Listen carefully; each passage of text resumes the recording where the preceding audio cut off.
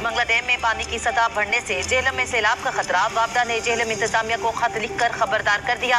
हंगामी सूरत-ए-हाल से निपटने के लिए पेश की हिफाजती इकदामात का मुतालबा।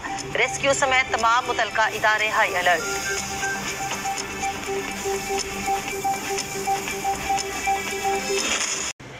मंगला डैम में पानी की सतह बढ़ने से झेलम में सैलाब का खतरा मंडलाने लगा। वापडा ने झेलम इंतजामिया को खत लिखकर खबरदार कर दिया। खत के मतन के मुताबिक वापडा ने झेलम इंतजामिया से हंगामी सूरत-ए-हाल से निपटने के लिए पेश की हिफाजती इकदामात करने का मुतालबा किया है। मंगला डैम से दरियाए झेलम में पानी का इखराज 51,000 क्यूसिक जबकि आमद 41,000 क्यूसिक है। मंगला डैम में पानी का लेवल 1,130 फीट जबकि डेड लेवल 1,242 फीट है। रेस्क्यू समेत तमाम मुतलका इदारे हाई अलर्ट हैं। तर्जुमान जिले इंतजामिया के मुताबिक दरियाए झेलम के करीब बेला में बसने वाली आबादियों को अलर्ट जारी किया जा चुका है। दरिया में नहाने और जानवरों को लेकर जाने से गुरेज की भी हिदायत कर दी गई है।